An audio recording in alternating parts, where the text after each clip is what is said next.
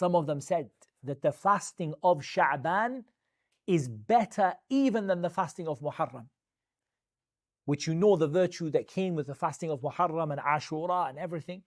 And some of them said the fasting in Shab'an is better than the fasting in Muharram because of its connection to Ramadan. There's another reason why it's especially good.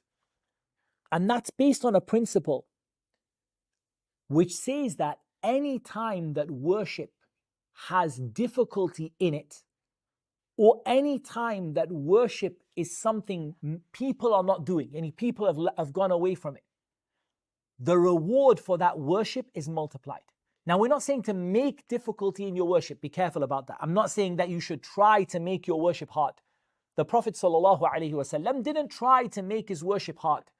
But if Allah Azza wa Jal decrees a hardship for you in your worship, or Allah Azza wa Jal decrees for you and blesses you with worship at the time that other people are not worshipping, the reward is multiplied. Take the example of Qiyam al-Layl, Tahajjud, praying at night.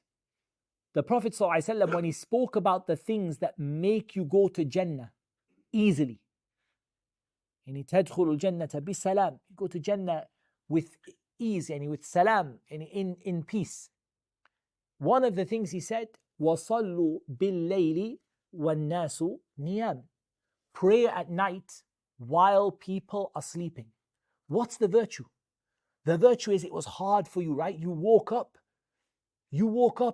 while you rubbed the sleep out of your eyes and you were tired and you stood up and you prayed, even though maybe the water was cold and even though your bed was warm, but you got out of your bed to pray. And you did so when most of the people are sleeping.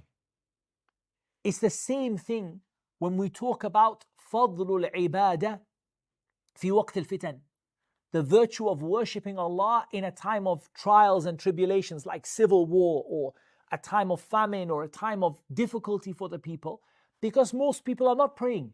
They're not concentrating on their salah or their dhikr or their reading of the Quran because they're busy with the trouble that they're in.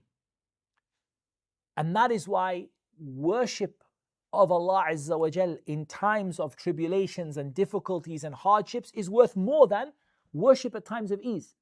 What's the connection to the month of Shab'an? The hadith of the Prophet sallallahu alaihi wasallam, شعبان شهر يغفل الناس عنه بين رجب ورمضان. He said, Sha'ban is a month that people don't pay attention to between Rajab and Ramadan. So now we have another virtue, and that is the virtue of worshipping Allah at a time where other people are not thinking about it. Right now, if you ask anyone, what are you thinking about? Any practicing Muslim is telling you, I'm thinking about Ramadan. I need to be ready for Ramadan. People often miss out Sha'ban. He mentions Rajab because Rajab is one of the Ashhur al-Hurum, the sacred months. So people knew about it a lot. People paid attention to it, the month of Rajab. But there came a month that's neither Rajab, it's not from the sacred months, nor is it Ramadan, which is that special month, the month of the Quran. Instead, it is a month between the two. Most of the people don't pay attention to it. So if you give attention to worshipping Allah in this month, what you have done is you have become from a special category of servants of Allah who are worshipping Allah when most of the people are not worshipping Allah.